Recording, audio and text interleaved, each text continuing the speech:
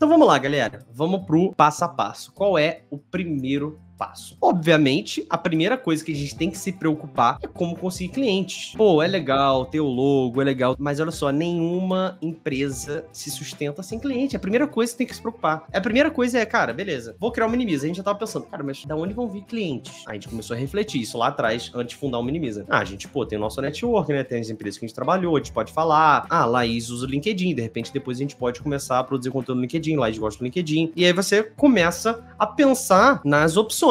E aí, a gente, depois desse tempo, a gente, baseado na nossa experiência e dos nossos mentorados também, que a gente consegue se basear nisso também, como que a gente consegue os clientes, né? Não é anunciando no BBB. Primeiro, networking. Gente, é o mais básico possível.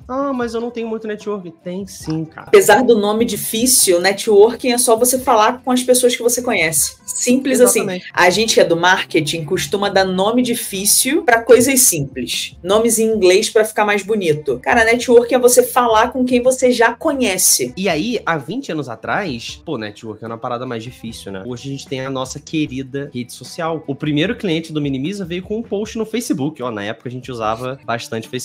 Todo mundo usava muito Facebook. Então, foi o primeiro cliente veio de um post no Facebook, um post simples falando, gente, temos uma empresa que cria apresentação. Quem quiser, manda aqui. Óbvio, tô simplificando, né? Tinha um texto bonitinho lá, bem emocionante, no bom storytelling do Minimiza. Mas o ponto é, ali veio o primeiro cliente. E você pensa, nossa, networking são seus amigos, seus colegas próximos de trabalho. Não são, cara. Vai vir pessoa do fundo do poço que você nem imagina, você nem lembra que você conhecia. Mas a pessoa viu ali, segue você de muito tempo, viu ali seu post, tava apresentando a apresentação e mandou mensagem. E, obviamente, depois a gente começou a produzir conteúdo nas redes sociais e é a principal forma da gente captar cliente até hoje. Tanto da época que a gente criava a apresentação, que era o nosso serviço principal, quanto para hoje em dia com treinamentos em company e curso online voltado para o educacional. A gente, até hoje, nossa principal forma de conseguir cliente é com as redes sociais, produzindo conteúdo para as redes sociais, tá? Mas, assim, não menosprezem o networking, que é muito mais poderoso do que vocês imaginam. Tem um ponto também, Breno, que as pessoas geralmente associam rede social a Instagram. E a gente começou pelo LinkedIn. Por que a gente começou pelo LinkedIn? Porque eu me sentia mais confortável escrevendo. Eu sempre gostei do LinkedIn, sempre entrei no LinkedIn e gostava daquela dinâmica. E no LinkedIn você escreve, você não posta foto, não posta vídeo, e era um ambiente confortável para mim. E eu comecei lá. Por quê? Eu gostava e era confortável. Então, hoje, a gente tem muita rede social. Toda hora tá surgindo uma rede social. E aí você não precisa, eu não gosto de Instagram, ou eu não gosto de não sei o quê. Cara, encontra a sua galera, encontra a sua tribo em um lugar que você gosta. Assim como você gosta de fazer apresentação, você tem que gostar também da rede social que você vai querer focar. No início é importante focar. Hoje o Minimiza tá em praticamente todas as redes sociais. Tá faltando Kawaii, hein, Breno? Mas no início foi só LinkedIn. A gente realmente começou a postar no Instagram quase um ano depois. No início a gente precisa ter foco, focar no que realmente importa. E aí, galera, isso era o que a gente tinha quando a gente começou o Minimiza. A grande questão é que hoje em dia tem uma grande mamata, se chama Minimiza Black, né? Que não tinha na nossa época. O Minimiza Black nasceu em paralelo ao fato de, em 2021, a gente parou de oferecer o serviço de criar apresentação. E a gente parou do nada, galera. Não estamos dando conta de criar apresentação e dar os treinamentos e tal. A gente tirou do site e parou. Ponto, paramos. Só que a gente continua recebendo muita mensagem de pessoas perguntando, a gente oferece serviço. E a gente falava que não e deixava... Cara, a pior coisa que tem é deixar uma pessoa na mão. É muito ruim. E aí, em paralelo, veio a ideia do Black. A gente falou, cara, no Black, né, a gente vai ajudar as pessoas a ganhar dinheiro criando apresentação, criando seu próprio negócio de apresentação, e a gente vai indicar essas pessoas que mandam mensagem pra gente pro Black. Quem é mentorado Black tem essa facilidade de conseguir cliente, que é uma coisa, cara, é a coisa mais difícil empreendendo. É o maior desafio pra qualquer empreendedor é conseguir cliente, né? Independente, cara, pode ser a empresa que consegue cliente mais fácil do mundo. A coisa mais difícil continua sendo conseguir cliente. Então, tem esse empurrão de indicar clientes, e são ainda clientes qualificados, né, que já conhecem ali, já sabem o que precisam e chegam pra você, é maravilhoso, né? Então, tem muitos casos de mentorados do Black que conseguiram um investimento todo de volta na mentoria, só ali com cliente de indicação. Isso é muito legal. Então, esse é o primeiro passo. Qual é o segundo passo? Vendi pro cliente, consegui minha venda. O que eu faço agora? O briefing.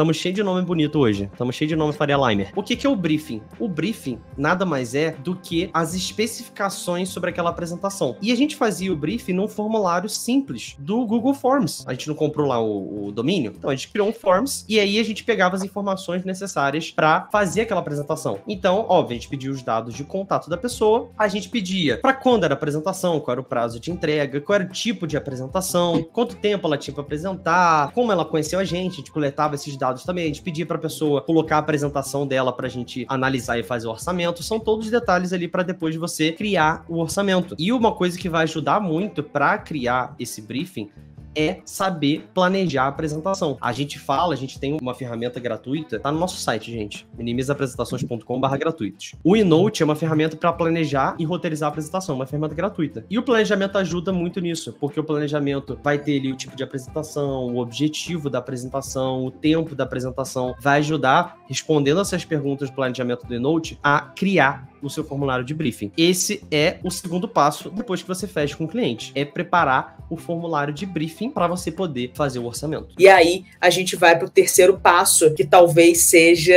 o que a galera mais pergunta pra gente, o que gera mais curiosidade, que é, tá, mas quanto vocês cobram? Ou como eu posso precificar? E aí, agora que a gente já conseguiu um cliente e ele pediu uma apresentação antes de mandar o orçamento, a gente tem que fazer o briefing. Depois de fazer o briefing, a gente parte para precificar. E qual o grande cenário que a gente se encontrou quando a gente criou o Minimiza? Eu precifico por slide, é a primeira coisa que todo mundo pensa. E a gente foi pesquisar as empresas, tinham poucas empresas na época, empresas muito grandes na época, que começaram esse mercado no Brasil, todo mundo cobrava por slide. Só que existe um problema muito grande em cobrar por slide. Você chega pro cliente e fala, cada slide é, sei lá, R$100. Por que isso é ruim? A complexidade do slide, você colocar tudo quanto a informação num slide só, assim eles pagam menos.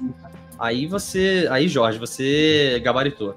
As pessoas vão querer menos slides para pagar menos. Vocês pegaram a ideia, complexidade do slide, vocês pegaram a ideia. É basicamente tudo é a mistura de tudo que vocês falaram. A grande questão que a gente entendeu é que a gente não conseguiria cobrar por slide. A gente precisava cobrar por projeto que a gente fazia. Para cada apresentação. E para determinar esse preço, a gente precisa ter em mente isso aqui. A diferença de quantidade de slides para quantidade de conteúdo. Esse aqui é um exemplo real. Isso não foi a apresentação toda do cliente, é um recorte de uma apresentação de cliente. Um dos slides que ele mandou foi esse. E a apresentação inteira estava nessa pegada, assim, tinha bastante texto em cada slide. A gente transformou só esse slide nesses 4 slides que vocês estão vendo aqui à direita. Se fosse por slide, ele ia falar para você transformar... Gente, como você transforma isso aqui em um slide bom? Então, assim, a gente precifica baseado no tamanho do conteúdo da apresentação, não baseado na quantidade de slides. A gente já tinha em mente que esse slide aqui ia virar 4, 5 slides. Por isso que não dá para cobrar por slide.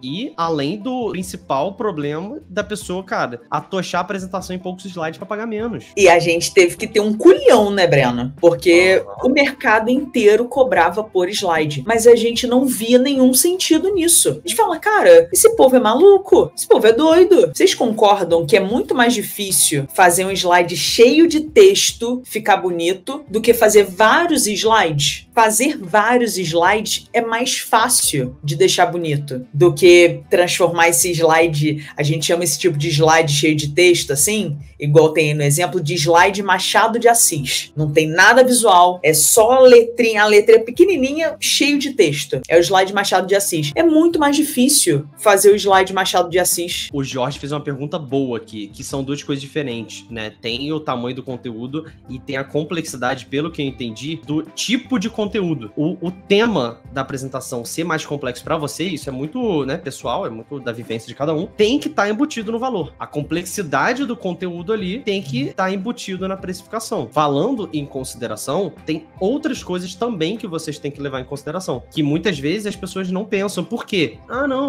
Eu tô aqui, renda extra, eu tô usando meu computador, eu tô fazendo... não preciso nada, não tem custo nenhum. Óbvio que tem custo, cara. Óbvio que tem custo de luz, tem custo de internet. Óbvio que você não precisa botar na ponta do lápis e tal, mas você tem custos sim. Nem que coloque R$10 de internet nessa conta, mas tem que colocar alguma coisa. Você paga o PowerPoint, o pacote Office, tem o desgaste do seu computador. Tudo isso é material de trabalho. E a gente vai embutindo assim, como se fosse invisível, mas é um custo que existe. Você tem que levar em consideração prazo, inclusive isso está no briefing, prazo, porque isso influencia no preço. As formas de pagamento influenciam no preço. Se a pessoa pagar à vista na hora, vai ter um preço diferente que uma pessoa pagar daqui a um mês, que a pessoa pagar em parcelas. Tudo isso tem que ser levado em consideração. Não dá pra fazer as coisas de qualquer jeito. Então não dá pra pensar na precificação só no que entra. Tem que pensar no que vai sair seu também, no que você vai sair prejudicado. E uma coisa que é maravilhosa em empreender, galera, vou dar um papo legal aqui pra vocês vão se empolgar. A parte mais legal de empreender é que você faz do jeito que você quiser. Essa é a parte mais legal. Ah, mas pô, se for uma apresentação de médico, pô, não queria fazer. Você pode não querer. Olha que maravilhoso. Ah, mas o cliente quer pagar só daqui a um mês, eu não quero. Você pode não querer. Depende, isso tem um parênteses, porque tem empresas grandes que não conseguem. Mas enfim, falando de pessoa física, você pode não querer. Ah, eu quero cobrar mais. Você pode. Vai ter que fazer algumas coisas pra isso, mas você pode. Então, isso é uma coisa muito legal de empreender. Leva em consideração esses pontos. Não dá pra fingir que eles não existem.